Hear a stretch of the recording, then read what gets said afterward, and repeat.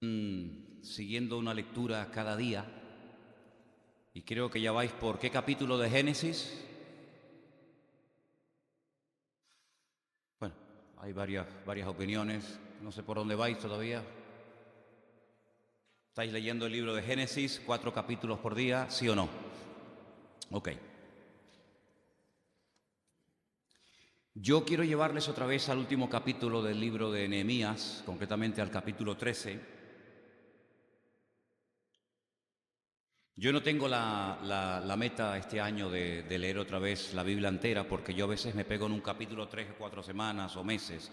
Entonces, felicito a los que estáis siguiendo la lectura, pero la lectura que yo hago de la Biblia pues es diferente, ¿no? Porque yo pues el objetivo no solamente es leer, sino que yo tengo que sacar el jugo y comida para después darles a ustedes, ¿no?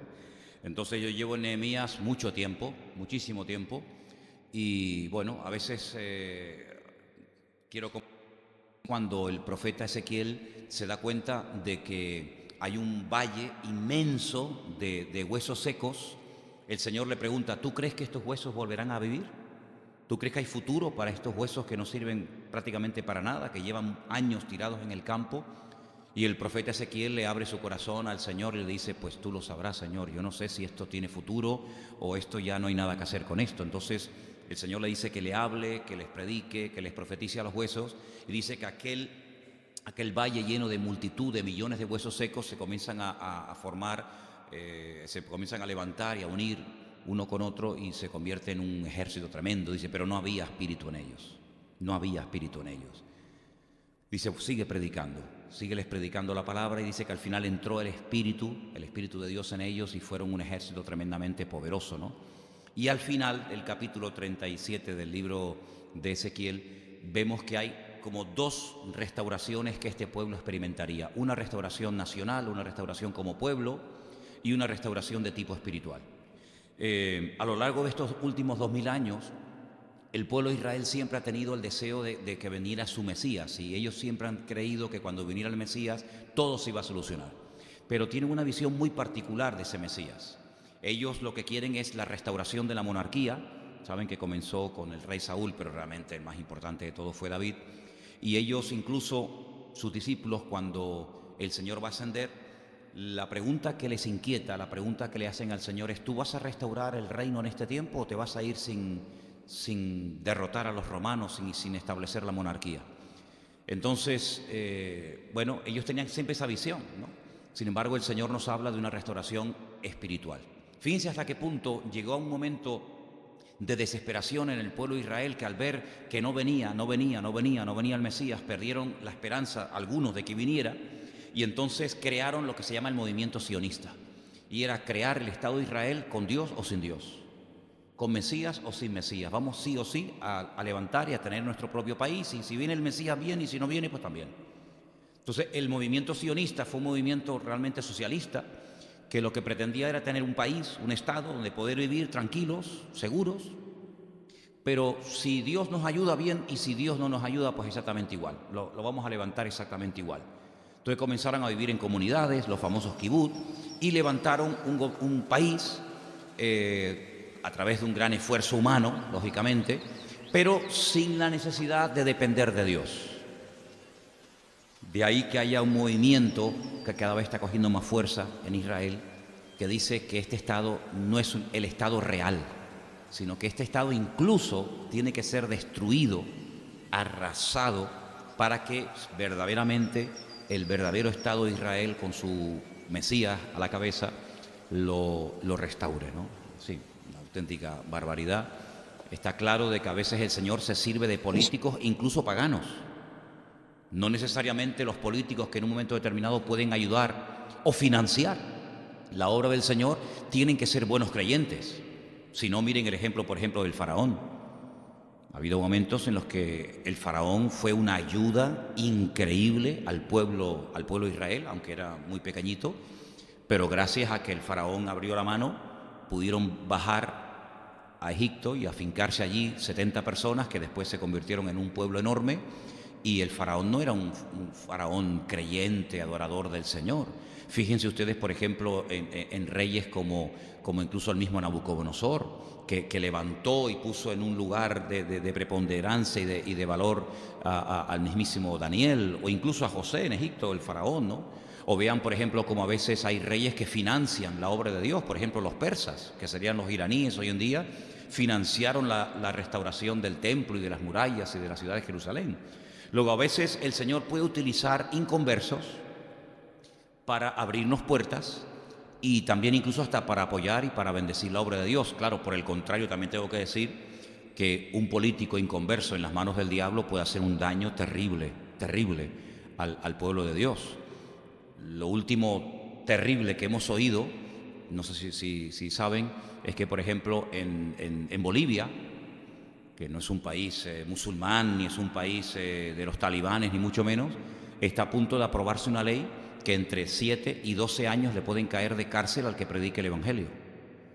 Sí, esto está haciendo una sacudida espectacular. Bueno, pueden por ahí meterse por Facebook y por Internet y por YouTube y van a ver a centenares, a miles de creyentes de rodillas en las calles de La Paz, Santa Cruz de la Sierra y distintas ciudades, porque Evo Morales está a punto de aprobar una ley a nivel nacional que prohíbe que se predique el Evangelio y te pueden caer mínimo 7 años, de 7 a 12 años de cárcel, ¿no? Entonces, por una parte vemos que un político en las manos de Dios puede ser tremendamente utilizado, aunque no sea creyente, y también puede ser tremendamente utilizado tanto por el Señor como por parte del enemigo. Nehemías tuvo la bendición de que Dios lo puso en gracia delante del rey al cual él servía como copero.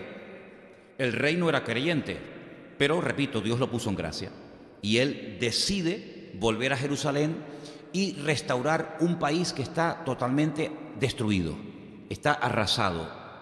Y ya llevan así 70 años. Quiero que sepan que muchas personas habían nacido en el cautiverio, no sabían nada de Jerusalén, no tenían ni la más remota idea. Incluso vimos el domingo que muchas personas ya ni hablaban el idioma. Históricamente está demostrado que los meses del año después del cautiverio cambiaron de nombre. Incluso, por ejemplo, hay algunos meses del calendario hebreo que tienen nombre de divinidades paganas. Por ejemplo, Tamuz. Tamuz era una divinidad pagana de Babilonia, que no tiene absolutamente nada que ver con los nombres originales que recibió la Biblia. Y ahí viene el idioma, el arameo, que se arraigó tanto en el pueblo de Israel que el mismo Señor Jesucristo con sus discípulos hablaba arameo, ¿vale? Entonces, en el capítulo 13 del libro de Nehemías hay muchas reformas, hay muchos cambios que se tienen que llevar a cabo para que el país comience a levantar cabeza y a ser bendecido. Pero los últimos versículos, leía en estos días algo muy interesante y quiero que meditemos en esos versículos en esta noche. Estoy en Nehemías capítulo 13, del versículo 29, por ejemplo, en adelante. Dice: acuérdate de ellos, Dios mío, contra los que contaminan el sacerdocio y el pacto del sacerdocio y de los levitas. Sí, el sacerdocio, lo que eran las personas que tenían que ministrar en el templo, en las cosas sagradas del Señor, lo habían contaminado. Sí, estaban ministrando, pero de una forma incorrecta. Entonces, ¿qué es lo que hace Nehemías en el versículo 30? Aquí esta versión dice: los limpié. Otras versiones, mejor traducidas, dicen: los purifiqué. Ahora vamos a ver cómo se purificaba un sacerdote. ¿Qué es lo que tenía que hacer para que pudiera considerarse limpio, apto para poder ministrar en el templo? Dice que los purificó de todo extranjero. Número 2, puso a los sacerdotes y levitas por sus grupos. Número 3, a cada uno en su servicio. Para mí hay 3 frases que yo tengo subrayadas en mi Biblia que son muy importantes. Primero, los tuvo que purificar o limpiar, como dice aquí. En segundo lugar, vuelve a poner en práctica aquello de los grupos. Ahora hablaremos eso, qué son eso de los grupos. Y en tercer lugar dice que puso a cada uno en su servicio, es decir, en su lugar. Y además menciona en el versículo 31 no solamente personas, sino que dice: y para la ofrenda de la leña en los tiempos señalados y para las primicias. Al final termina el libro: acuérdate de mí, Dios mío, para bien. ¿vale? Entonces, ¿cómo se purificaba? ¿Qué tenía que hacer un sacerdote para ministrar en el templo? Claro, algunos dicen, bueno, como nosotros hoy en día los creyentes no estamos bajo las leyes del Antiguo Testamento, podemos venir a la iglesia o a la presencia del Señor, vamos a decir que es lo mismo, de cualquier manera. Y hemos cometido una gravísima equivocación. Hay algunas personas que vienen a la iglesia y no vienen preparados. Y ustedes pueden ver, por ejemplo, en un partido de fútbol, que cuando una persona está en el banquillo y el entrenador ha decidido cambiar a un jugador que está jugando porque está cansado, porque está lesionado, por lo que sea, le pide al que está en el banquillo que se caliente, que haga estiramientos, que se prepare para entrar no en frío, porque puede recibir una lesión, sino que entre ya caliente. De hecho, los que están jugando en el terreno de juego han tenido que estar un montón de tiempo calentándose, pues van al vestuario y después vuelven otra vez a salir y empieza el partido. Entonces, aquí tenemos un ejemplo de cómo en lo físico, cuando una persona hace un gesto brusco o, en fin, un estiramiento, lo que sea, sin haberse calentado previamente, te puedes lesionar y te puedes lesionar muy gravemente, muy gravemente. Espiritualmente hablando, yo no entiendo cómo hay personas que vienen a la iglesia y previamente a que comience un culto, vienen sin calentarse, sin prepararse. ¿Habrá algo que uno pueda hacer para no entrar a la iglesia de cualquier manera? Hombre, pues claro que lo hay, por supuesto que lo hay. Vamos a ver, por ejemplo, qué hacían los sacerdotes en aquel tiempo para decir, bueno, este hombre está apto, o perdona, tú no estás apto para subir y ministrar en el templo. ¿Dónde relata la Biblia los pasos previos que tenía que dar un sacerdote para poder subir a la casa del Señor y ministrar a otros? Lo encontré en el libro de Números, el capítulo 8. Dentro de poquito ustedes van a estar leyendo el libro de Números, porque están leyendo la Biblia así, libro tras libro. Así que vamos a ir al libro de Números, aunque repito, ustedes lo leerán dentro de poquito. En el capítulo 8, el verso 5, ese pasaje, esa porción, se titula Consagración de los levitas. Ahora, de las 12 tribus que había en Israel, había una, que eran los levitas, que no se dedicaban ni a la agricultura, ni a la ganadería, ni a negocios, sino única y exclusivamente a servir a Dios. La pregunta es obvia. ¿Esta gente entonces cómo se mantenía? Si no eran ganaderos, no eran agricultores, no tenían negocios, no hacían comercio, ¿esta gente de qué vivía? Bueno, el Señor proveyó en el Antiguo Testamento, a través de la ley de Moisés, un sistema de mantenimiento del sacerdocio, de la casta sacerdotal, por decirlo de alguna manera, que eran los diezmos y ofrendas. Claro, cuando hablamos de diezmos y ofrendas parece que son dos cosas y nada más. No, el tema de los diezmos y de las ofrendas era algo tan amplio, hermanos, pero es que esto nos daría años para estudiar esto, porque había diferentes tipos de diezmos, diferentes tipos de ofrendas, ofrendas que se tenían que comer una parte, ofrendas que no se podía tocar ninguna parte. Y claro, cuando los hijos de Israel, el pueblo de Dios, estaba en orden, pues automáticamente, por sentido común, los levitas y sacerdotes estaban mantenidos, porque el pueblo diezmaba, llevaba donde vivían esta gente los diezmos y ofrendas. Unos llevarían granos, otros llevarían semillas, otros llevarían fruta, otros llevarían animales, otros llevaban el dinero por lo lejos que vivían. Por lo tanto, con los diezmos y las ofrendas, las aportaciones voluntarias o incluso impuestas que había en algunas ocasiones del Señor a las 11 tribus de Israel, esta tribu de los levitas vivían perfectamente.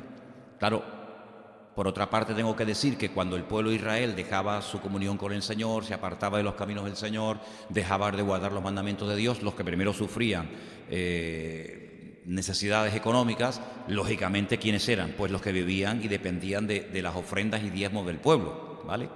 Entonces todo esto estaba muy bien diseñado, estaba todo muy bien preparado. Repito que el tema del diezmo no era solamente apartar el 10% y traerlo a la casa de Dios, no, eso es lo que la mayoría de los creyentes entienden, pero no lo saques de ahí porque no saben nada más. Pero bueno, y cómo se ofrendaba, cómo se diezmaba, mejor dicho, por ejemplo, cuando una persona había plantado árboles frutales. cuáles eran los frutos que tenía que dar.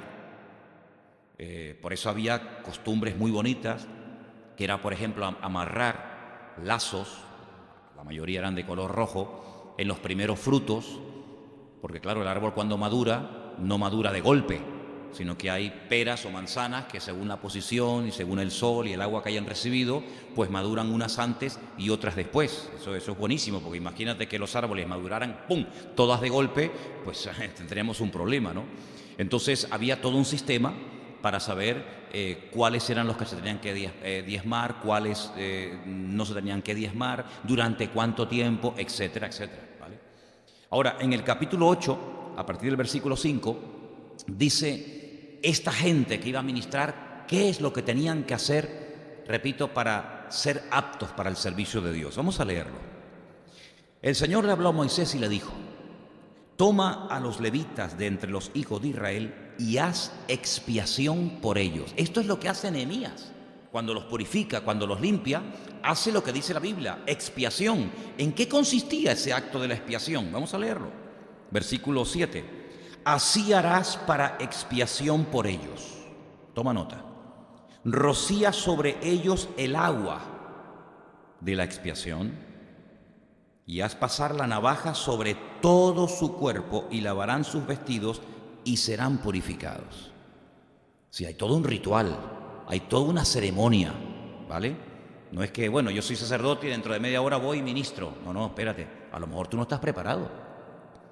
¿Qué ocurría en el caso de que un sacerdote entrara impurificado a la presencia de Dios? Pues probablemente se moría, caía muerto.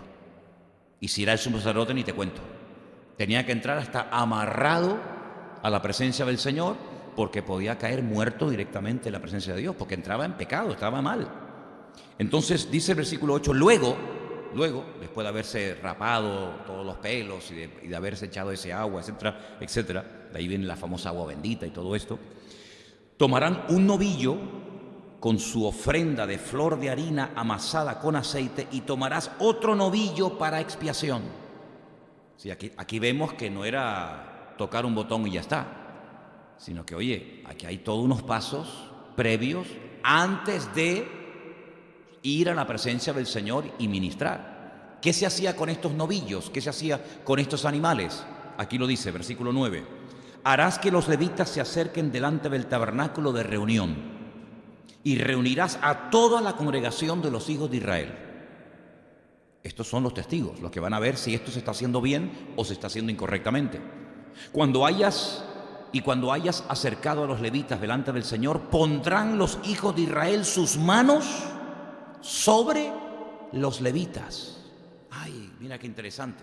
El pueblo imponiendo las manos, respaldando, apoyando a los que van a ministrar en la casa de Dios.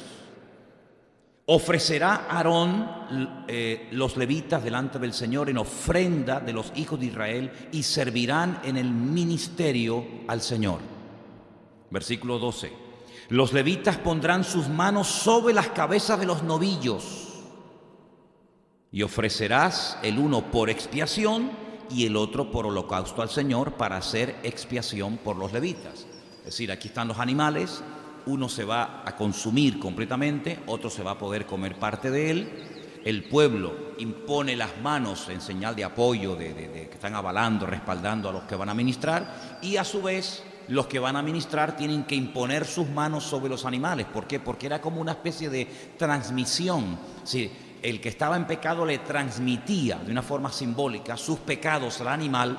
El animal inocente lo degollaba, moría como en sustitución de los pecados de la persona que iba a ministrar. ¿Se dan cuenta? Porque sin derramamiento de sangre, dice la palabra, no hay remisión posible de pecado. Es imposible. Sigo leyendo en el versículo 13, ¿verdad? Sí. Y presentarás a los levitas delante de Aarón y delante de sus hijos y los ofrecerás en ofrenda al Señor. Empezamos hoy el culto cantando que yo me presento delante del Señor como una ofrenda, tal como soy, acéptame como una ofrenda de amor, como un sacrificio. Hoy en día no venimos a la presencia del Señor con animales, esa época ya se acabó, y aunque se quisiera hacer no se puede, porque los animales solamente se podían ofrecer en el tabernáculo o en el templo, y como no existe ni una cosa ni otra, Pablo dice en Romanos capítulo 12, ahora ustedes preséntense delante de Dios como sacrificio vivo, santo y agradable a Dios, que es vuestro culto racional, ¿vale? Y dice, después de esto, versículo 14, así apartarás a los levitas de entre los hijos de Israel y serán míos los levitas. Después de esto vendrán los levitas a ministrar en el tabernáculo de reunión, serán purificados y los ofrecerás en ofrenda. A ellos se iban a ofrecer como ofrenda. Ellos mismos, sus propias vidas son como una ofrenda delante de la presencia del Señor. Porque enteramente me son dedicados a mí los levitas entre los hijos de Israel, en lugar de todo primer nacido. Los he tomado para mí en lugar de los primogénitos de todos los hijos de Israel. Es decir, ustedes saben que había una ley que el primero que nacía, de los hijos o de los animales, tenía que ser apartado para el servicio al Señor. Santo será todo aquel que abre matriz, dice la Biblia. Es decir, se apartaba esa persona. Si tú eras una familia, por ejemplo, de la tribu de Neftalí, o de la tribu de Manasés, o de cualquier otra tribu, tu hijo no podía servir al Señor. Pero como había nacido el primero, tenía que ser dedicado al Señor. Entonces se hacía un sacrificio y ese animal sustituía a la vida de ese muchacho, de esa persona que tenía que, en teoría, servir al Señor. Pero como no era levita, no podía hacerlo, ¿te das cuenta? Pero los levitas sí, todos los levitas, fuera primogénito o no, todos sí o sí tenían que servir única y exclusivamente al Señor. Y fíjate cómo el Señor los quería para sí, que dice la palabra que cuando entraron en la tierra prometida y Josué reparte en suertes toda la tierra prometida, a los levitas el Señor le dijo, a ellos no le des tierra. No les des tierra, porque si tienen tierra, capaz que se animan o tienen la tentación de dedicarse a la agricultura, a la ganadería o de cuidar de las flores o del campo. Por lo tanto, a ellos no le des tierra. A ellos le dieron algunos trocitos de algunas ciudades, Ellos vivían repartidos por el país en diferentes ciudades, ¿vale? Pero tierra, propietarios de tierra, no tenían, es decir, no tenían propiedad ninguna. Y dice, porque 16, porque enteramente me son dedicados a mí los levitas de entre los hijos de Israel, en lugar de todo primer nacido. Los he tomado para mí en lugar de los primogénitos de todos los hijos de Israel. Porque mío, ahí está, mío es todo primogénito de entre los hijos de Israel, así de hombres como de animales, desde el día que yo herí a todo primogénito en la tierra de Egipto, lo santifiqué para mí. Y he tomado a los levitas en lugar de todos los primogénitos de Israel. Entonces, vemos cómo el Señor de una forma especial hace que esta tribu se dedique única y exclusivamente a servir al Señor. No podían dedicarse a ninguna otra cosa. Ahora, ¿durante cuánto tiempo? ¿Desde cuándo hasta cuándo ministraba un levita? Es interesante notar cómo una de las cosas que a mí me parece tremendamente injustas es que cada vez están poniendo más alta la edad de jubilación, ¿verdad? Ahora se hablaba de 60 y... ¿cuánto es? 62, 66, 67. Bueno, hace poco oía un político, creo que era un político italiano, que decía que deberían de trabajar hasta los 70 como mínimo, para que de esa manera, digamos, el tema de las jubilaciones y tal y cual funcionara. Sí, no te dicen 80 porque yo creo que no tienen, de momento, no tienen la cara de decirlo, pero probablemente lo proponga alguno de un momento a otro. O hasta la muerte, ¿no? Casi. Sin embargo, fíjate, para que se quejen algunos de las cosas del Señor, para que se quejen algunos, ¿cuál era la edad de jubilación de un levita? Claro, yo leyendo esto dije, yo me tenía ya que haber jubilado hace años. Porque si yo estoy sirviendo al Señor, que es como una especie de levita, ¿no? Por decirlo de alguna manera, pues leyendo esto que vamos a leer ahora, yo ya me tenía que haber jubilado. No, en serio, Luis. Mira lo que dice. Capítulo 8, versículo 23. Luego habló el Señor a Moisés y le dijo, los levitas de 25 años arriba, de 25 en adelante, entrarán a ejercer su ministerio en el servicio del tabernáculo de reunión. Es decir, hasta los 25 años, prepárense, estudien, aprendan, pero a partir de los 25, amigos, ya tienes que comenzar a funcionar. Y dice, pero desde los 50 años, Elena, tú y yo ya estamos ya cao, ya nos pasamos. Pero desde los 50 años cesarán de ejercer su ministerio y nunca más lo ejercerán. Es decir, ¿trabajaban cuánto? 25 años. ¿Qué prefieres, la ley del hombre o la ley del Señor? Qué interesante, ¿eh? 25 años a pleno rendimiento, desde los 25 años hasta los 50. ¿Y después qué hacían? Lo dice el siguiente versículo. Servirán con sus hermanos en el tabernáculo de reunión para hacer la guardia.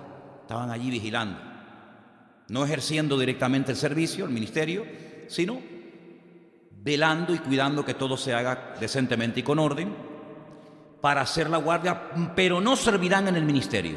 Así harás con los levitas en cuanto a su ministerio.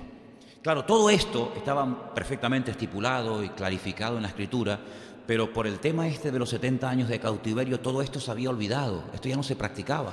Entonces, cuando leemos en el capítulo 13 de Nehemías, que Nehemías los purifica, que Nehemías los limpia, es decir, que los consagra, él lo que está haciendo es retomar lo que se tenía que haber hecho siempre, pero que por lo que ocurrió, por la desgracia nacional, porque fue una auténtica desgracia el ser llevados al cautiverio, se había olvidado y se había perdido. Es decir, Nehemías sabía perfectamente que para servir al Señor uno tiene que prepararse previamente. Y esto es algo fundamental en cualquier carrera y en cualquier profesión y a cualquier cosa que te quieras dedicar en la vida. Sin embargo, hay personas que piensan que, bueno, que tú te autoproclamas pastor y mañana te nombras pastor y mañana te abres una iglesia y mañana te alquilas un local y te pones una chapa o te pones un cartel de iglesia evangélica y ya está. Sin embargo, vemos en la Biblia que primeramente nadie podía dedicarse a servir al Señor si tú no eras levita.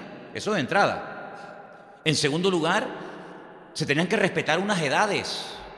¿Tú qué edad tienes? No, yo 18 años. Tú todavía no puedes. Tú tienes que prepararte.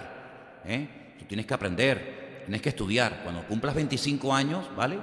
Empiezas, y cuando tengas cierta edad ya te paras, para dar lugar también a otra generación, a otra gente. Entonces vemos que en la Biblia se le daba tanta importancia al tema este de servir al Señor, de los diezmos, de las ofrendas, etcétera, que hasta hay un libro entero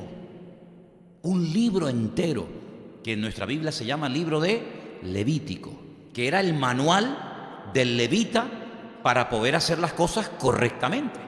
Claro, ¿tú quieres servir al Señor? Sí, venga, va, ponte ahí a predicar. No, espérate.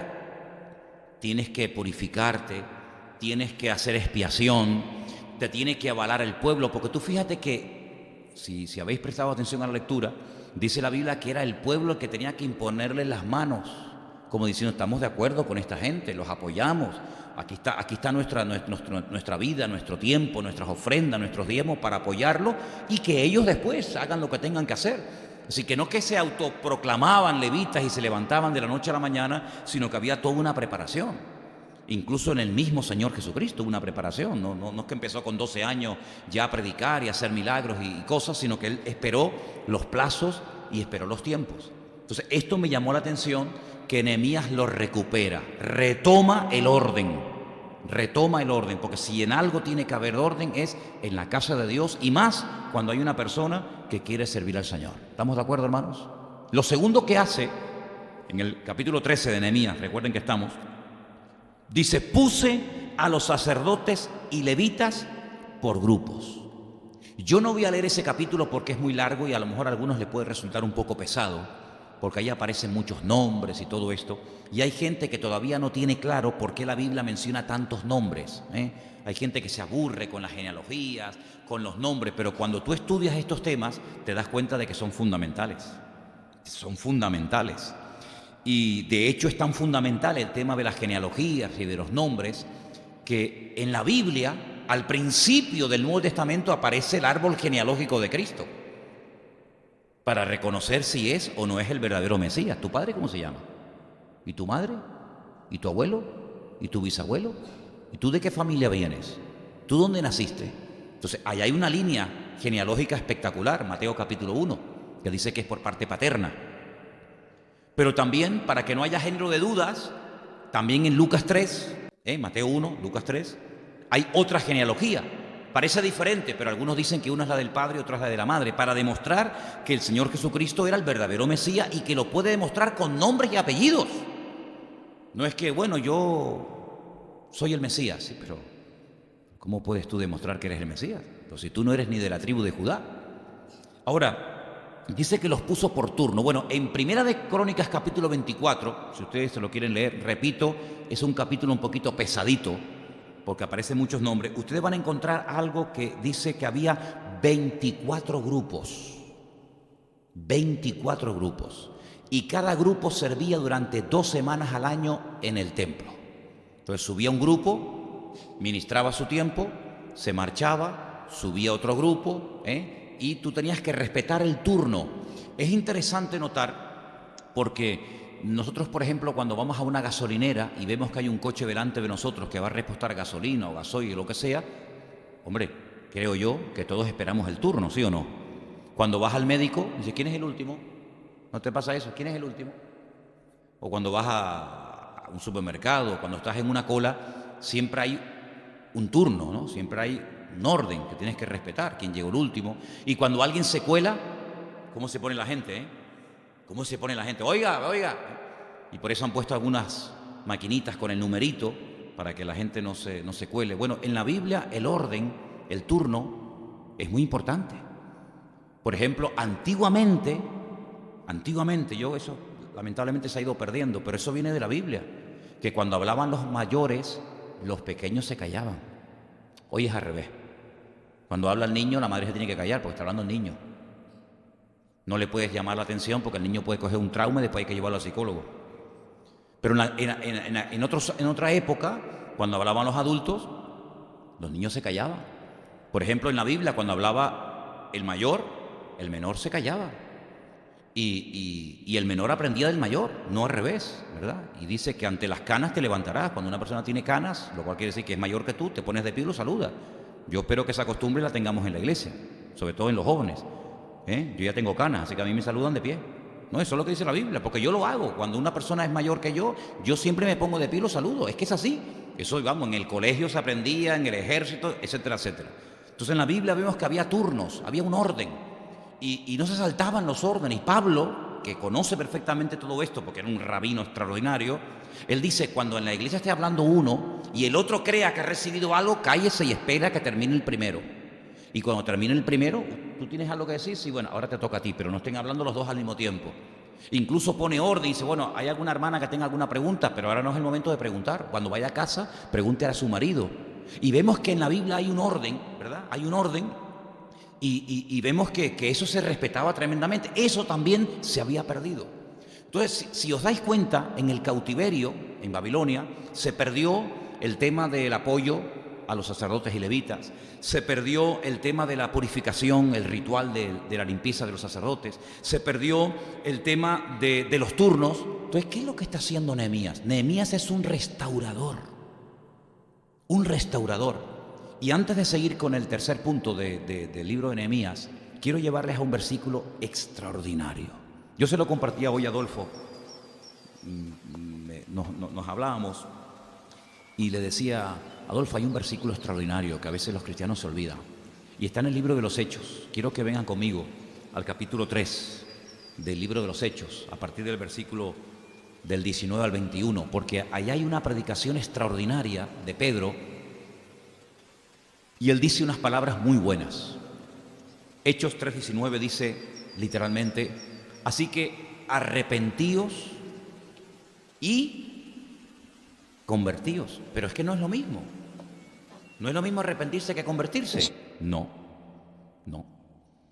Hay gente que se arrepiente de algo que ha hecho, pero no se convierte. Se arrepintió, como Saúl a veces se arrepentía de haber perseguido a David, de haberlo tratado mal, pero Saúl no se convertía. Entonces hay gente que se arrepiente de haber engañado a la mujer, de haberle pegado a no sé quién, de haber robado no sé cuánto, de haber tal, pero no hay una conversión. Entonces, asegúrate bien de que esta persona que está arrepentida y está convertida. Porque si está arrepentido solamente y no está convertido, va a volver otra vez a las andadas. Pero cuando uno es convertido, tiene un temor de Dios, y llega a aborrecer el pecado que antes le atrapaba y le dominaba.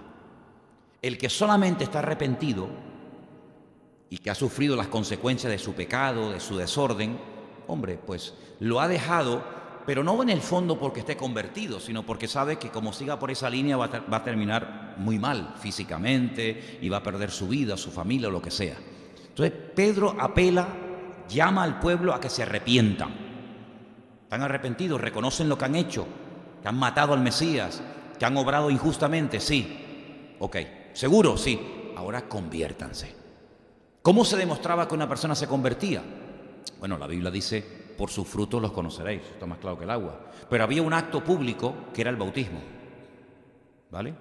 El judío que se bautizaba públicamente es que se estaba convirtiendo. De hecho, cuando se hace en el judaísmo el ritual de conversión, porque hay gente que no son judíos, pero son prosélitos, es lo que llama la Biblia prosélitos, son gente que se convierten al judaísmo, se tienen que bautizar. No se llama bautismo, se llama mikveh, ¿vale? Hacen un acto en el que se bautizan, se cambian el nombre,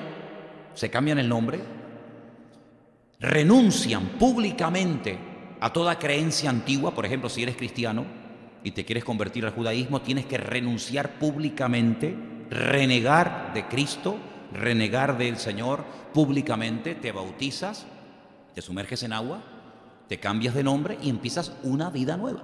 ¿Te das cuenta? Entonces Pedro llama a la gente al arrepentimiento y a la conversión, y el resultado de esas dos cosas es que vuestros pecados serán perdonados y vendrán de la presencia del Señor tiempos de refrigerio. Gloria a Dios. Pero dice el versículo 20: y Él envíe a Jesucristo, que os fue antes anunciado. Es interesante notar, porque llegará un momento, un cierto número de conversiones que hará que el Señor diga, ahora vengo. Dice, hay algunos que en los últimos tiempos dirán que el Señor retarda su promesa, y Pedro dice, no. El Señor no está tardando mucho, sino que el Señor es paciente para con todos, para que procedan al arrepentimiento. Y dice que da la impresión que como cuando ya llega el tope, por así decirlo, el número que el Señor tenía estipulado, Él envíe a Jesucristo, que os fue antes anunciado. Es decir, el Señor a lo mejor todavía no ha venido, porque hay ciertas y determinadas personas que aún no se han convertido.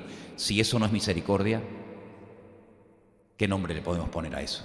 Pero el versículo siguiente es extraordinario y dice así: a quien de cierto es necesario que el cielo reciba o retenga hasta, ahí hay una cosa muy importante, hasta los tiempos de la restauración de todas las cosas, de la cual habló Dios por boca de sus santos profetas que han sido desde tiempo antiguo. Es decir, ¿te das cuenta cómo hay un proceso de restauración de todas las cosas? Si miramos la iglesia, hay una asignatura que se estudia en las escuelas bíblicas que es historia de la iglesia, desde que nació hasta hoy. La iglesia ha pegado muchos cambios, Si nosotros fuéramos creyentes de la Edad Media, no seríamos como hoy en día, no haríamos los cultos como los hacemos, en absoluto. Si nosotros hubiéramos sido cristianos en el siglo I, nosotros no tendríamos ni iglesias, porque en el siglo I no nacieron las iglesias, como templos. Eso fue a partir del 300 y pico después de Cristo. Cualquier sitio era bueno para hacer un culto, una cárcel, una playa, lo que fuera, ¿no? No siempre los cristianos fueron iguales que nosotros, no siempre se bautizaron igual, no siempre se predicaba igual, no siempre se creía lo mismo. Sí, la iglesia, el evangelio siempre ha sido el mismo, pero los cristianos han ido interpretando el evangelio y la Biblia de formas muy extrañas y muy diversas. Incluso si estudias la biografía, como yo les dije en el retiro que tuvimos el año pasado, ¿se acuerdan? De Fortaleciendo la Fe. Las biografías de Hudson Taylor, de Spurgeon, de Moody, de Juan Wesley. Tú lees cosas de esos hombres que tú dices, pero ¿cómo podían hacer eso? ¿Cómo podía ser Moody famoso por ser un gran fumador de puros y de pipa? Hoy en día vemos, si yo entrara aquí fumándome un puro, ¿no? O una pipa, dirían, ¿esto qué es? Sin embargo, en aquellos tiempos era normal, en Escocia, en Inglaterra, en Irlanda, un predicador con su pipa y el perro al lado y el tío leyendo la Biblia. Era normal. Entonces hay tantas cosas que han ido evolucionando y cambiando a lo largo de la historia, Pero dice la Biblia que el Señor nos quiere restaurar todas las cosas. Claro, nosotros tenemos el concepto de que nuestra iglesia es como que es la mejor, ¿no? Pero bueno, una cosa es el concepto que yo tenga y otra cosa es lo que el Señor diga de la iglesia y de mi vida. Entonces el Señor quiere restaurar la alabanza, quiere restaurar la adoración, quiere restaurar absolutamente todo, porque nosotros a veces queriendo, sin querer, hemos ido añadiendo una serie de cosas creyendo que son así, resulta que no tienen nada que ver con la verdad. Les voy a poner un ejemplo. ¿Conocen la historia de cuando aquel publicano y aquel fariseo suben al templo a orar? ¿Se acuerdan? ¿Sí o no? Bueno, el publicano, el pobrecito, dice: sé propicio a mí, pecador. El hombre le daba hasta vergüenza orar al Señor, ¿no? ¿Qué decía el publicano? Oye, lo que dijo aquel hombre, yo no lo puedo decir. Claro, lo decía desde el pedestal de la arrogancia y de la soberbia, ¿no? Doy diezmo de todo lo que gano. Claro, los fariseos eran tan escrupulosos en esto que dice que hasta cuando iban a sembrar contaban las semillas, el eneldo, el comino, o sea, las horas que te tienes que pegar para hacer un recuento de las semillas y dar ofrendas de semillas. Sí. Dice: yo doy diezmo de todo lo que gano. Dice: ayuno 2 veces a la semana. Claro, yo estuve pensando ayer en esto, digo, si este hombre ayunaba 2 veces a la semana y el año tiene ¿cuánto? 54 semanas, 52, este tipo ayunaba 100 y pico veces. 104, ¿no? 104 veces ayunaba al año. Si el año tiene 365 días, más de 100 días estaba ayunando. Sin embargo, la Biblia obligaba, o decía, mandaba un ayuno al año, el día del Yom Kippur, el día en el que el sacerdote, el sumo sacerdote, entraba a la presencia del Señor. Ese día todo el pueblo tenía que ayunar, un ayuno al año, uno al año. Este ayunaba 104 veces al año. ¿Quién puede decir eso? ¿Verdad? Entonces, él había añadido a su estilo de vida religioso una serie de cosas que ni la Biblia decía. Ni la Biblia decía que había que hacerlo, pero él lo hacía. Es como, por ejemplo, los judíos religiosos o practicantes en Israel dice que se tienen que poner su gorrito, ¿no? El kipá, porque es como una señal de respeto de que están bajo la cobertura de Dios. Pero ¿saben lo que hacen los religiosos? Se ponen 2, el kipá y el sombrero. El kipá más el sombrero. Y si me quito el sombrero, siempre me quedo con uno. Y yo creo que hasta duermen y se duchan con el kipá. Hasta cuando se lo quitas, de tantos años que lleva eso metido en la cabeza, hasta se duchan con eso. Entonces se han ido añadiendo una serie de cosas, pero lo que hace Nehemías es restaurar lo bíblico, restaurar lo correcto, restaurar el orden, los turnos, los 24 turnos, hay que restaurarlos. Los purifica, no es de cualquier manera. ¿Sabe lo que hacían algunos reyes de la época, tanto creyentes como paganos? Pagaban a profetas y a sacerdotes para que les ministraran a ellos, pero claro, tenían que decir lo que yo quiero que digan, no me vayas a venir aquí con cosas extrañas, ¿no? Sin embargo, Nehemías pone el orden de moda. Hoy en día el orden no está de moda, hoy en día lo que está de moda es el desorden, la anarquía. Sin embargo, Nehemías pone de moda la limpieza, el orden, los turnos, la organización. Pero luego hace una cosa muy interesante y lo dice en el versículo 30 al final: y puso a cada uno en su servicio, puso a cada uno en su sitio. Esto es muy bueno, esto es muy bueno. Y nadie protestó, nadie dijo: no, es que yo quiero aquello, yo no quiero la guitarra, yo quiero la trompeta. No, yo no quiero ser el portero, yo quiero ser el predicador. No, yo no quiero ser el predicador, yo quiero ser el... Sino que se dejaron poner cada uno en su sitio. Y yo pregunto hoy en día, ¿y quién nos pone en la iglesia a cada uno en su sitio? ¿No? ¿Cuál es mi sitio en la iglesia? Porque hay algunos que todavía, después de años conmigo, todavía no están en ningún sitio. Todavía yo no sé ni para lo que vienen. Les digo la verdad, no se puede contar con él ni con ella para nada, ¿eh? Porque cuando no hace una cosa, hace otra. Cuando no está ocupado, está enfermo. Cuando no está enfermo, está... Sin embargo, Nehemías dijo: no, tú te vas a poner aquí, no, y tú te vas a poner allá. Incluso, fíjate, para lo material, porque no es que le daban a uno un cargo para animarlo, como hacen algunos. Bueno, vamos a darle un cargo para que se anime. No, sino que le decía, tú, tu familia y tus hijos con tus criados van a construir la muralla desde aquí hasta allí. Y nadie decía, ¿y yo? ¿Y yo por qué tengo que ponerme ahora a construir? Si yo soy un príncipe de Israel, yo soy un fulano, yo soy mengano, ¿no? Porque todos dependían unos de otros. Sin embargo, hay iglesias hoy en día donde hay gente que viene, come, son ministrados, oyen la palabra, vienen al culto, pero no se puede contar con ellos para nada, ni chico ni grande, para nada. Incluso algunos dicen, no, pero yo eso no, yo para eso no, y yo para aquello tampoco. Dios, pues te llevarías muy mal con Nehemías, ¿eh?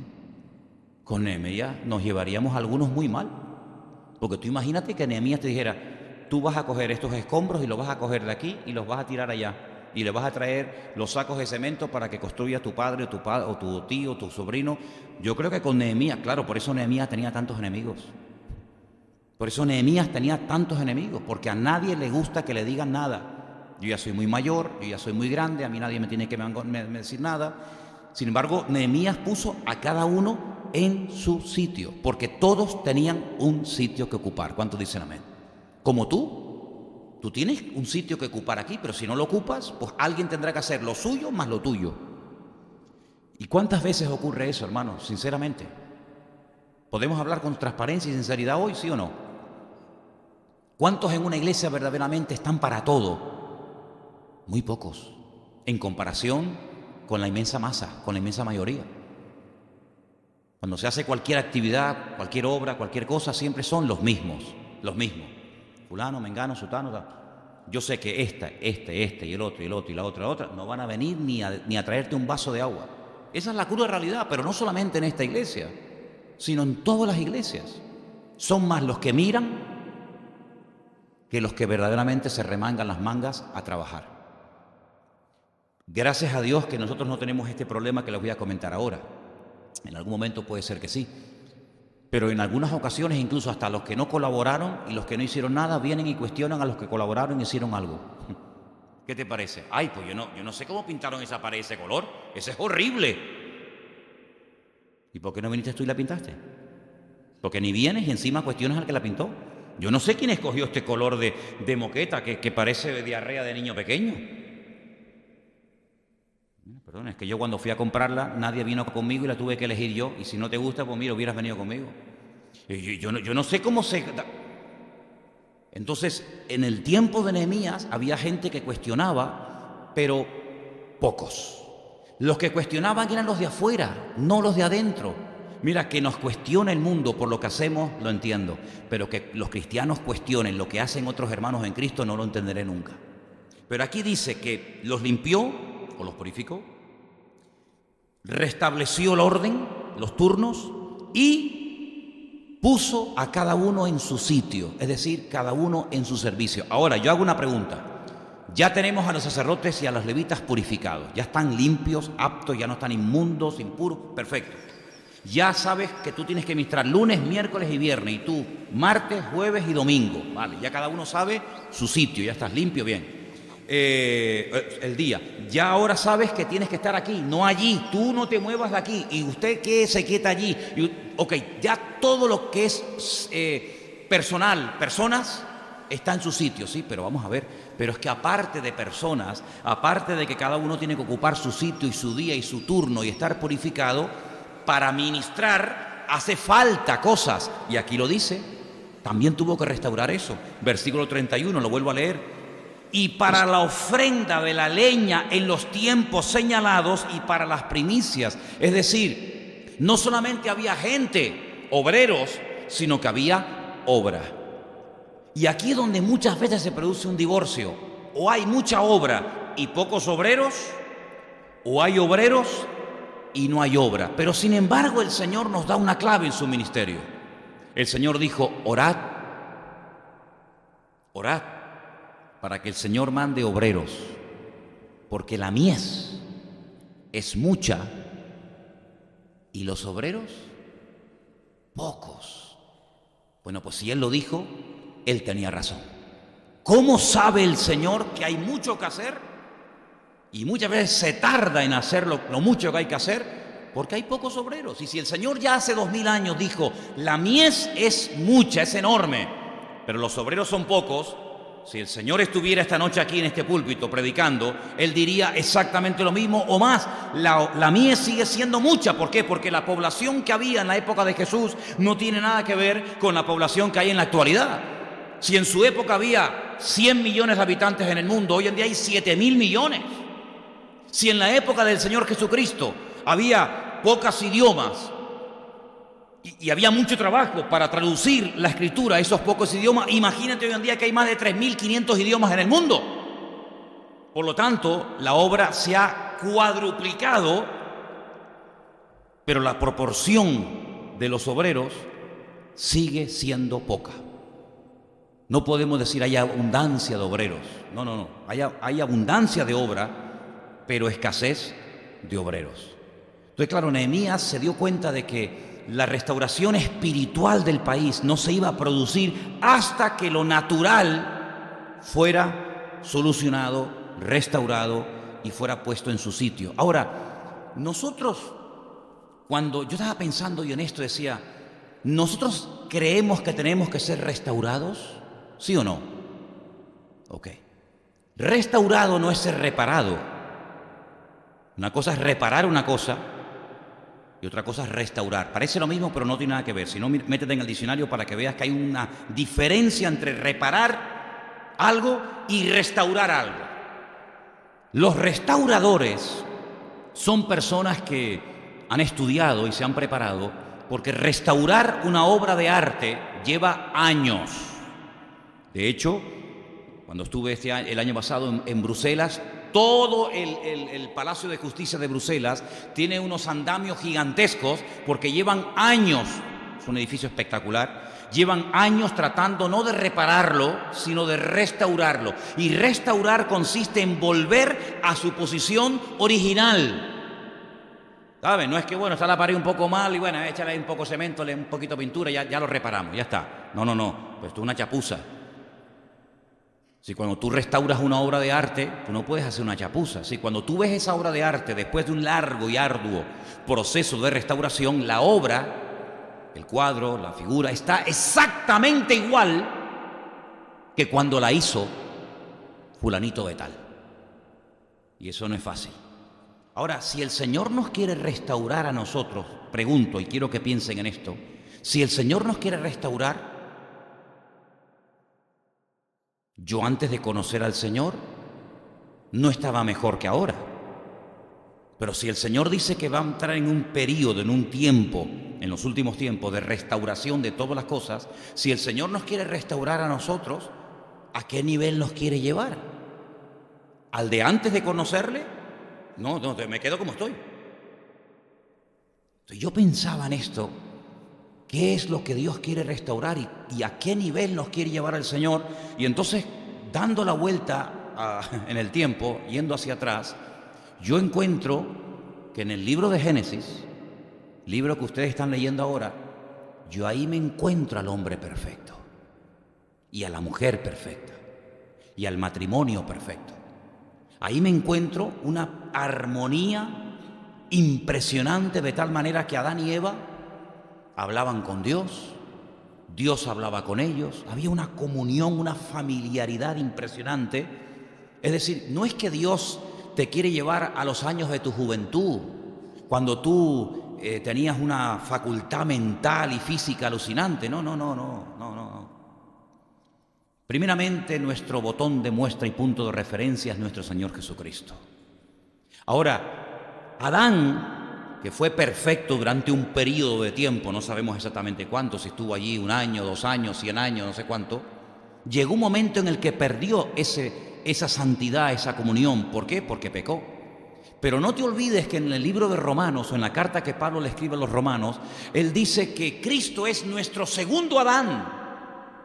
Es decir, cuando yo veo a Adán, hermanos, yo veo lo hermoso y lo maravilloso que Dios hizo en él, pero me entristezco al ver cómo lo perdió todo. Porque Adán tuvo un periodo de su vida que fue una maravilla. Sin embargo, llegó un momento en el que lo perdió todo. la comunión con Dios, fue expulsado del jardín del Edén, comenzó a sudar. Si eso fue la consecuencia del pecado, luego antes no sudaba. Veo que su régimen alimenticio era algo totalmente diferente, veo que el clima era extraordinario, la gente vivía centenares de años, pero todo eso se perdió. Y uno dice, qué lástima, ¿no?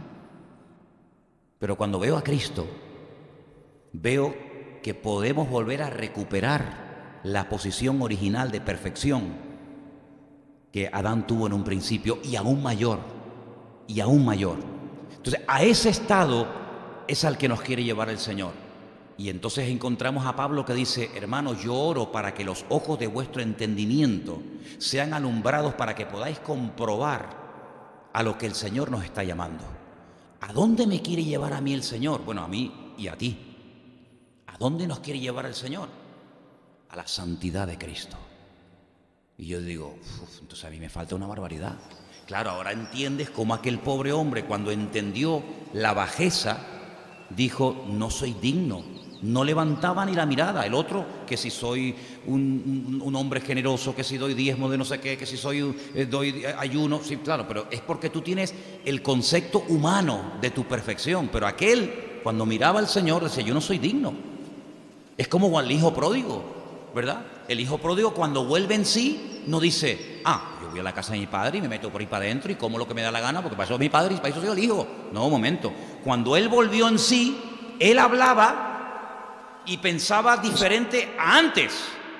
Es decir, el hijo pródigo, cuando vuelve en sí, cuando empieza el proceso de restauración, no vuelve a como estaba antes de irse de la casa, porque, hermanos, por sentido común, si hubiera vuelto al momento antes de irse de la casa, volvería otra vez al punto de partida, a la rebelión, a la desobediencia, a la soberbia. Dame la parte de los bienes que me corresponde, tengo prisa, date prisa que me tengo que marchar, quiero hacer lo que me da la gana. Entonces, volver a eso, mejor te quedas como estás, porque otra vez se va a volver a repetir la historia. Pero él dice algo muy interesante: ya no soy digno. Amigo, ya no soy digno. ¿Y desde cuándo te has dado cuenta? Porque antes te creías que eras tan digno que le exigías a tu padre, dame, dame, dame. Y ahora dice, no soy digno. Oye, qué cambio, ¿eh? Qué cambio de ir por la vida diciendo a decir, yo no soy digno, yo no merezco nada. Hay un cambio sustancial, hay un cambio significativo. Luego añade algo muy interesante. Ya no soy digno de ser llamado tu hijo, así, ya ni hijo, sino que hazme como a uno de tus jornaleros. Es decir, ya no voy a hacer lo que a mí me da la gana, sino ahora estoy dispuesto a aceptar órdenes, estoy dispuesto a humillarme. Hazme como a uno de tus jornaleros. Un jornalero que era un esclavo. Tú ven para acá, tú vete para allá, coge estos sacos de papas y llévalos para allá, tú vete al campo, tú vete a ordeñar las ovejas, tú sácame las cabras, tú vete a cortar la leña. Sí, el jornalero es el que recibe órdenes, y así él quiere ser. Yo quiero ser ahora el que recibe órdenes, no el que las da, dame, venga, date prisa, sino como a uno de tus jornaleros. Oye, es un cambio alucinante este muchacho, es un cambio tremendo cuando volvió en sí. Pero ¿cuándo volvió en sí? ¿Cuándo volvió en sí? Cuando se fue con las alforjas llenas y en su egoísmo y en su soberbia, no, sino tuvo que llegar, fíjate lo que te digo, tuvo que llegar a pisar fondo, a tocar fondo, se dice, ¿no? Sí, a tocar fondo. Él miraba a los cerdos, fíjate tú lo que es para un judío un cerdo, animal inmundo, y dijo, ¿cómo me echaría yo a la boca las algarrobas, que por cierto son muy ricas? No sé si alguna vez habéis comido algarrobas, son riquísimas, ¿eh? Pero bueno, un día está bien, pero comer algarrobas todos los días. ¿Cómo ansío yo el comer las algarrobas que comen los cerdos? Sí, tocó fondo, hermano, ya no podía llegar más bajo. Llegó a cuidar animales inmundos. Lo peor que podía hacer en la vida, hasta ahí llegó. Y ahí fue cuando él comenzó a darse cuenta de lo que había perdido. Bueno, de ahí el refrán, ¿no? Nadie sabe lo que vale algo hasta que lo pierdes o algo así, ¿no? Entonces él vuelve en sí y quiere ser restaurado. Pero cuando él regresa a la casa y él confiesa, porque dice la Biblia que con el corazón tú puedes creer muchas cosas. No, pero dilas, confiésalas. Con la boca se confiesa para salvación, dice la Biblia.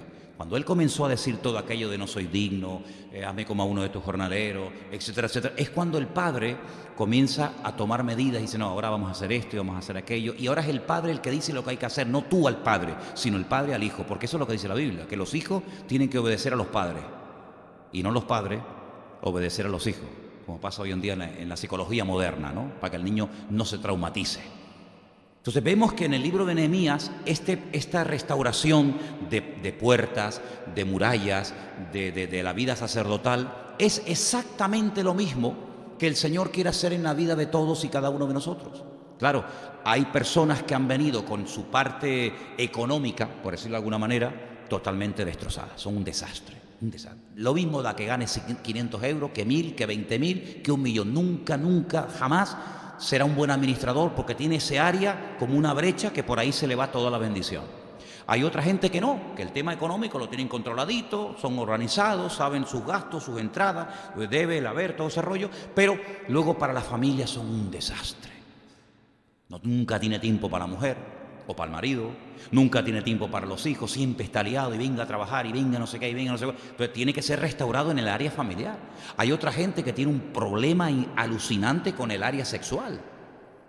Es una persona que es un desequilibrado, no sabe, no tiene un control, no sabe si no, hasta dónde llego, hasta dónde no llego, si puedo, si no puedo. Es un desequilibrio total y absoluto. Hay personas que tienen un desequilibrio con sus emociones, personas muy emocionales que tan pronto se animan como tan pronto se vienen abajo. Entonces una persona inestable emocionalmente, hoy si te quiero, mañana te odio, ahora creo, mañana no creo, ahora sí, ahora no. Hay un desequilibrio tremendo. Entonces cuando vamos a la Biblia encontramos que el apóstol Pablo en sus cartas es como un Nehemías.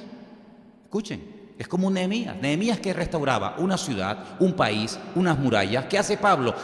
Es un restaurador de vidas. Te habla de la mente, ¿sí o no? Te habla del corazón, te habla de las emociones, te dice todo vuestro ser, espíritu, alma, cuerpo, que esté tratado por el Señor. Entonces, ¿qué es la vida cristiana? Es entrar en un proceso arduo y largo de restauración. Pero así como las murallas no se restauraron solas, ni Jerusalén se restauró sola, tu vida y la mía tampoco se va a restaurar sola, sino que necesitamos a alguien que sepa restaurar. ¿Y sabes quién es ese alguien? El Rey de Reyes y el Señor de los Señores, que nos ha dejado su mensaje por escrito para que tú sepas en todo momento lo que estás haciendo mal. ¿Se acuerdan cuando yo les conté que el año pasado fui en barco a la península y conocí a estos dos chicos que me hablaban de un señor gallego que había ido de joven a los Estados Unidos a trabajar? ¿Ustedes se acuerdan de aquella anécdota que les conté? De cómo era un hombre trabajador, luchador, emprendedor, que incluso llegó a pedirle al hombre que le contrataba el doble de sueldo porque él decía que él trabajaba el doble de los demás y se lo llegó a pagar. Y cuando tenía una buena cantidad de dinero, se fue y montó su empresa y se arruinó y volvió. Y le volvió a pedir trabajo a este hombre y el hombre se lo dio. Y después de un tiempo coge y se marcha otra vez y monta otra empresa, otro negocio y se vuelve a arruinar. Y cuando viene la tercera vez, humillado, a pedirle perdón y trabajo a este hombre se le queda mirando y le dice: algo tienes que estar haciendo mal, porque no es normal un hombre tan responsable y serio y trabajador como tú. No es normal, algo estás haciendo mal. Vamos a hacer una cosa, le dijo este hombre. En vez de yo darte otra vez trabajo, yo te voy a ayudar a montar por tercera vez tu empresa. Pero yo voy a ser tu administrador. Yo te voy a prestar el dinero y yo te voy a observar y te voy a ayudar para que tu empresa funcione. Hoy es uno de los hombres más ricos de Miami. Un restaurante con hoteles, con casas, con no sé qué, con no sé qué. ¿Por qué? Porque este hombre, este empresario judío, le dijo: mira, estás fallando en esto, en esto y en esto. Tienes buen corazón, eres un tío trabajador, emprendedor, luchador, no sé qué, no sé cuánto, pero en este área eres un desastre. Se dejó tratar, se dejó ayudar y ahí lo tienes, hoy en día el hombre. Una bendición para él y para todos los que trabajan con él. En el sentido espiritual pasa exactamente lo mismo. Tú puedes ir por la vida con muy buenas intenciones, pero como un caballo desbocado. Un caballo desbocado. Es como si mañana te regalan un Ferrari y tú dices: bueno, sí, un Ferrari, sí, pero espérate, Es que un Ferrari, como toques un poco más el embrague, te lo cargas y te lo quemas. Y el embrague de un Ferrari vale 15.000 euros, que te diga. Y un cambio de aceite te vale un dineral. Entonces tienes un potencial espectacular, pero no sabes cómo utilizarlo. Eres un caballo desbocado, un diamante en bruto, como dicen algunos, ¿no? Aunque yo creo que a veces somos más brutos que diamantes, pero bueno. Entonces el Señor en su palabra, ¿qué hace? Nos enseña. No es un dictador que viene a... No, al contrario, es un Dios de amor. El concepto no es el Dios que me quiere mangonear y me quiere controlar. No, al contrario, es que no hay libertad sin control, no hay libertad sin límite, no hay libertad sin normas. Claro, yo me siento libre cuando salga a la carretera, pero yo tengo que respetar el límite de velocidad. Yo no me voy a sentir más libre por poder ir de aquí al sur a 240. Es que eso se me vuelve en mi contra. No es lo mismo tener un reflejo en un coche que baja a 100 que un coche que baja a 300 kilómetros por hora. No es lo mismo. Y capaz que yo no estoy diseñado, ni preparado, ni cualificado para llevar una moto a 300 kilómetros por hora. Otro tipo sí, pero yo no. Entonces tenemos que conocer nuestros límites. Por eso Nehemías es un hombre extraordinario. Yo lo admiro porque decía, no, tú aquí y aquí vas a funcionar, pero si te pongo allí, te voy a hundir. Entonces yo quiero terminar diciendo algo. Mira, hermano, tenemos que pedirle en este año 2018 que recién ha comenzado, Señor, hazme ver en qué área de mi vida yo tengo que ser restaurado. Porque el gran problema es que muchas veces no vemos la necesidad de ser restaurado, sino que somos sabios en nuestra propia opinión. Y dice la Biblia, no se alabe el rico en su riqueza, ni el fuerte en su fuerza, sino que si en algo te debes de alabar es en conocerme y en entenderme. Entonces no es que yo soy sabio en mi propia opinión, alábete la lengua ajena y no tu propia lengua, dice el libro de Proverbios. Por lo tanto, si alguien me conoce mejor que mi madre, mejor que nadie, es mi creador. Se cuenta la anécdota de que Henry Ford, el creador de los Ford, yo no soy mucho de Ford, porque fue un hombre que ayudó mucho a Hitler en la Segunda Guerra Mundial, pero bueno, aparte de ese tema, se encontró una vez a un hombre tirado en la carretera y estaba desesperado porque no sabía qué le pasaba al coche. Y este hombre llegó y levantó el capó y le dijo, arranque el coche. Y arrancó el momento. Y le dijo, oiga, yo llevo una hora tratando de arreglar el coche. ¿Y qué le hizo? ¿Cómo fue usted capaz de arreglarlo en 2 patadas? Dice, porque yo soy el creador. Yo diseñé cada pieza de ese coche. Lo conozco perfectamente, soy Henry Ford. Ay, amigo. Tenemos a un diseñador, tenemos un creador que te ha dado tu personalidad, que te ha dado el carácter que tienes, melancólico, flemático, colérico, sanguíneo, lo que seas. Dios nos ha dado unas capacidades humanas, intelectuales, espirituales, físicas, ¿verdad? Hay gente que tiene unas capacidades físicas que otros no tienen, pero hay otros que tienen unas capacidades mentales que a lo mejor no corre 100 metros en 10 segundos, pero es un genio, como matemático, como físico, lo que sea, ¿no? Entonces el Señor conoce cuáles son nuestras limitaciones y con su ayuda vamos a poder, esa fase que no me gusta nada, conócete a ti mismo. Yo el día que comencé a conocerme a mí mismo me asusté. Pero bueno, vamos a utilizarla para salir del paso, ¿no? El Señor es el que te va a decir, mira, hijo, yo te diseñé y tú naciste y tu papá y tu mamá se conocieron y el resultado de ese amor y de ese encuentro eres tú, pero yo te diseñé y te permití que nacieras para que llegaras en la vida a hacer esto, no esto. Estás empeñado en hacer esto y tú no vales para eso, pero tú vales para esto. Y si dejamos que el Señor nos pastoree en un acto de humildad, el que va a salir ganando eres tú, porque Dios sin ti y sin mí puede vivir perfectamente, pero nosotros sin Dios podemos equivocarnos. Y no te olvides que tenemos una sola vida, o aciertas a la primera o puede ser demasiado tarde, y cuanto antes mejor, porque si puedes aprender lo que tienes que aprender a los 15, mejor que aprenderlo a los 25, mejor que a los 40 o mejor que a los 70, porque cuanto más tiempo lleve, tal vez te va a costar más. Así que, ¿por qué no le pedimos al Señor en esta noche que nuestro creador y nuestro diseñador nos restaure y nos muestre en qué áreas nuestras vidas tienen que ser tratadas? ¿Estamos de acuerdo? Ok, vamos a orar, hermanos, por favor. Ahí donde está, si usted quiere, cierre sus ojos y con todo su corazón, con toda su alma, en un acto de sinceridad total, dígale al Señor: Señor, yo te necesito, Dios mío, como padre, como madre, como marido, como esposa, como pastor, como empresario, como obrero, como estudiante. Reconocemos, Señor, que te necesitamos. Jerusalén necesitaba de una persona que pusiera orden, y ese hombre fue Nehemías. Y nuestra vida necesita ser puesta en orden. Nuestra vida necesita ser restaurada, seguro, en muchas áreas. Por eso en esta noche te pedimos en oración: haz la obra en nosotros que tú quieras hacer, Señor. Quita de nosotros las imperfecciones, quita de nosotros todo aquello que no sirve para nada, aquello que nos hace perder el tiempo, aquello que nos frena y nos aparta de nuestro destino. Quítalo de nosotros, Señor, y que podamos verdaderamente ser gente útil en el reino, eficaces en la obra de Dios.